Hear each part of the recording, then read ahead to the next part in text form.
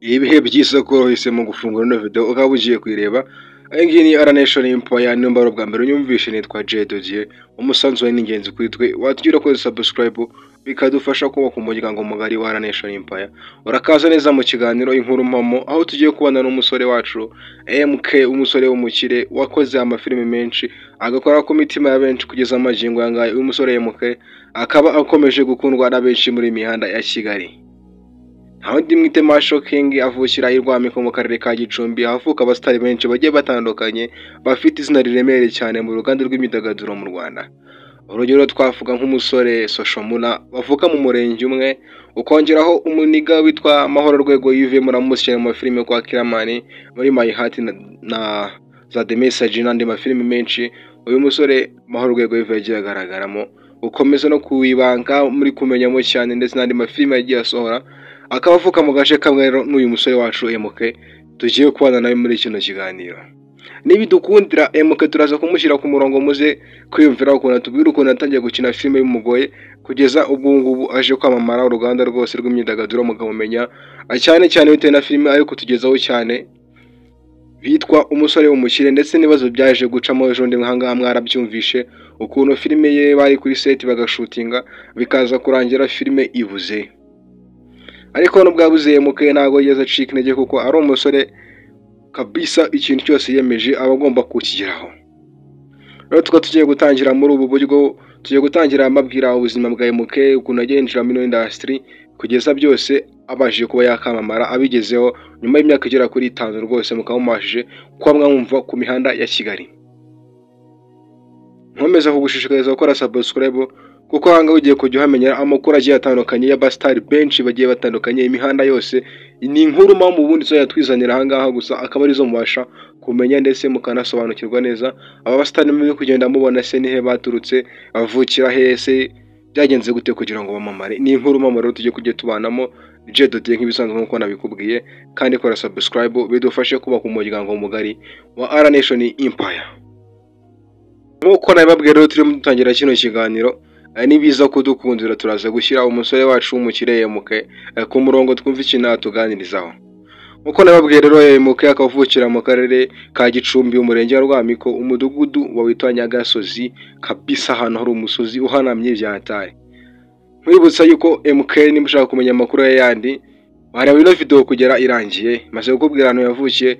MK akaba araje kwinjira mu ruganda rw'imyidagaduro mwaka w'ibihumbi 2020 uko Covid yatezagamo.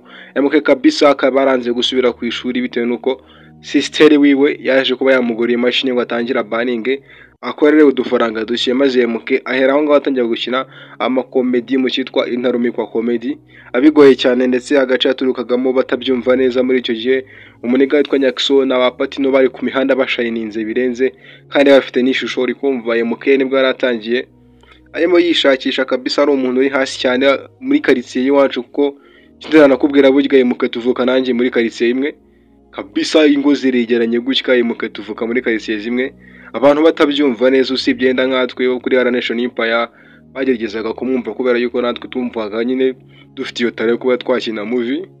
Ndetse umunega witwa Wanyawe Comedian ndakeka muri kugenda mumenya ku mihanda bamwita Wanyawe Comedian, mwamusora nawe n'umujama ukora ama challenge kandi aryoshye cyane. Wanyawe nawe ni bro wanjye turavukana mu nda we. Wanyawe bamwita Wanyawe Comedian kuri YouTube channel yiwe, mwamusura nawe kabisa, ni umuniga ukora ama content mazima.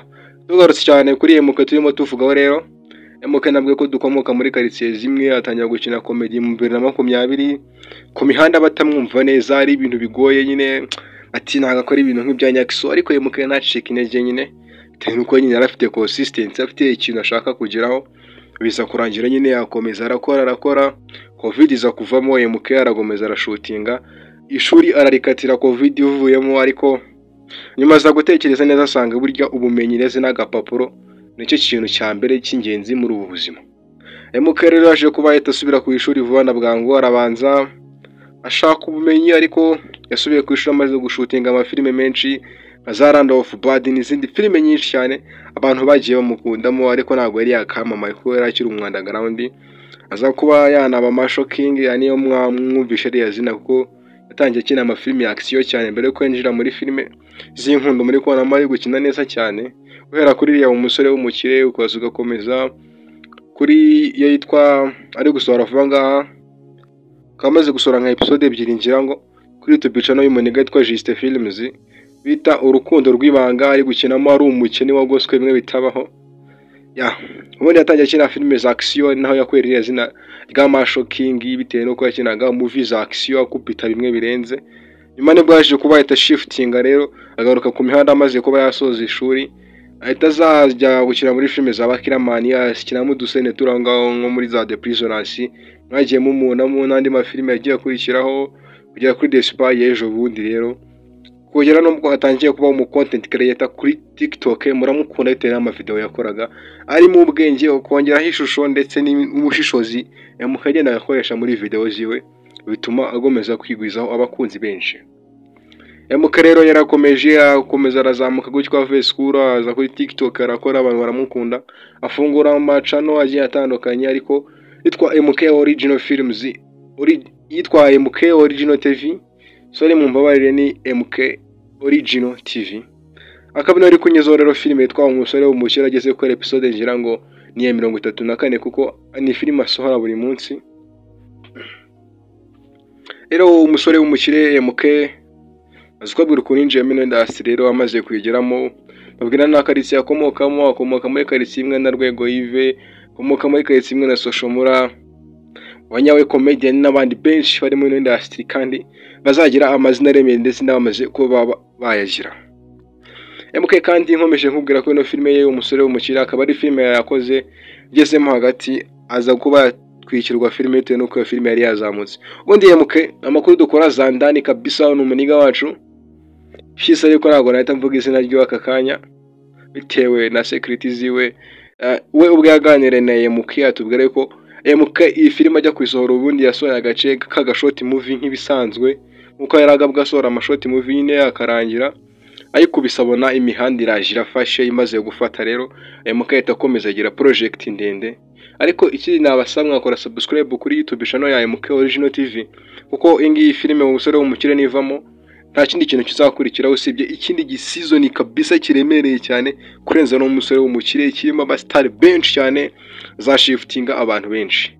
Amakuru dukura zandani kuri uwo muniga rero ntashaka kuvuga izina ry'aka kanya, atubwira yuko ngo iyi season yitwa umusore w'umukire nimara kuba yarangira ahita dukubita izindi season ebyiri nziza cyane, MK agomeze kuba yazamura izina kandi anakundwe ku mihanda yose.